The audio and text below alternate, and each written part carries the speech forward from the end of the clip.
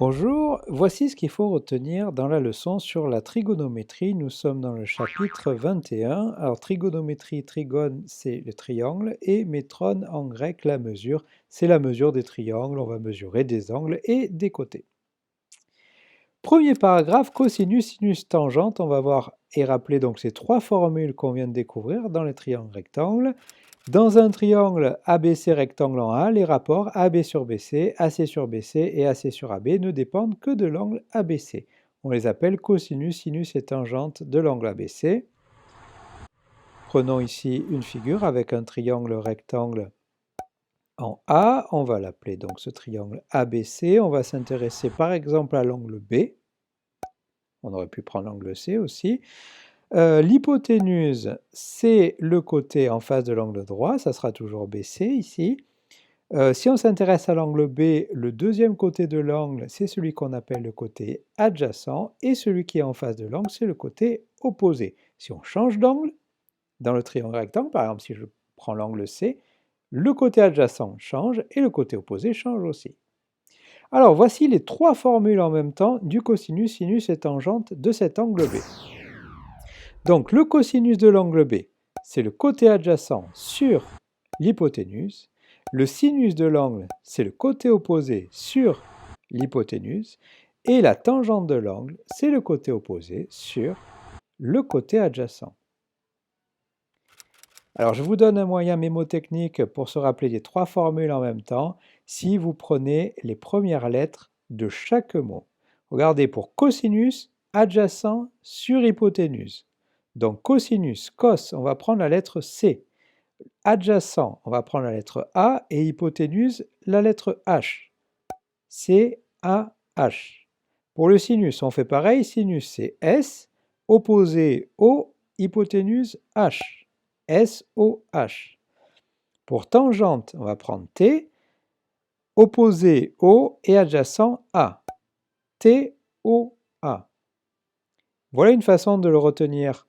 Les trois formules en même temps. K, so, to, A. K, so, toi, K, so, toi, K, so, toi. Je vous laisse imprimer cette phrase dans votre tête. K, so, toi, avec cosinus adjacent hypoténuse, sinus opposé hypoténuse et tangente opposé adjacent. Alors, deuxième paragraphe, la méthode pour calculer une longueur. On va faire deux exemples. Premier exemple, ABC est un triangle rectangle en A, AB égale 4 cm et l'angle ABC mesure 56 degrés. On veut calculer la longueur AC. Alors, prenons un triangle rectangle. Il est rectangle en A et l'angle B mesure 56 degrés. Le côté ici, AB mesure 4 cm. On cherche le côté AC. Alors, voilà une méthode ici pour trouver en tout premier quelle formule on va utiliser avant de faire les calculs entre cosinus, sinus et tangente.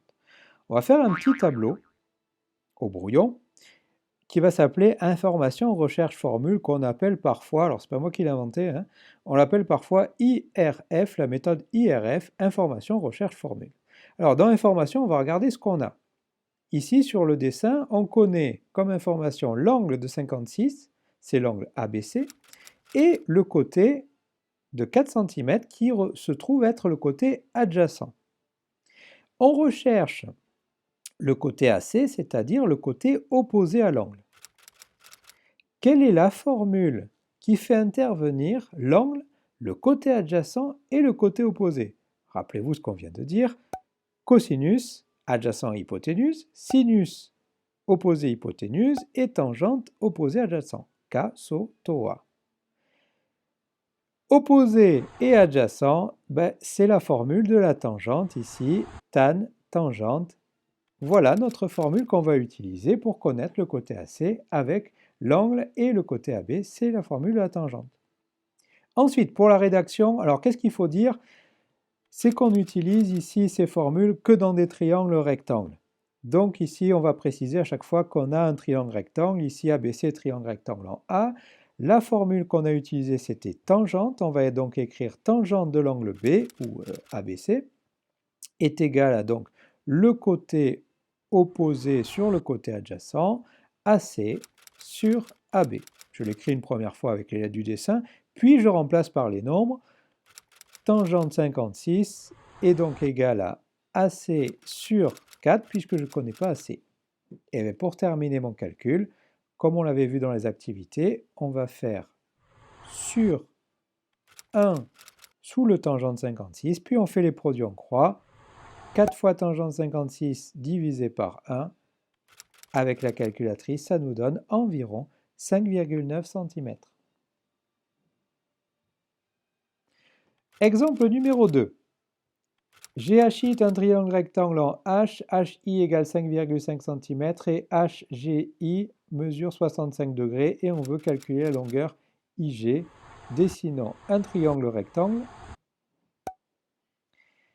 Important de faire un schéma à chaque fois pour mettre toutes les mesures et savoir de quel côté on parle, côté opposé, adjacent et hypoténuse. Alors ici les rectangles en H, on parle de l'angle G qui mesure 65 degrés et on sait que la longueur IH mesure 5,5 cm.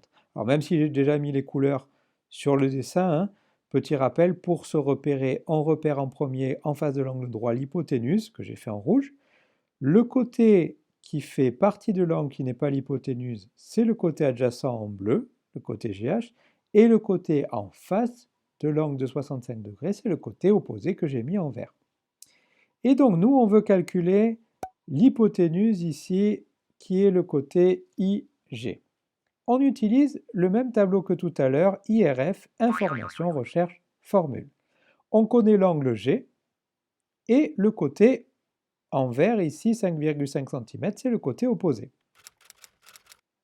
On recherche, donc on vient de dire, l'hypoténuse, c'est le côté IG.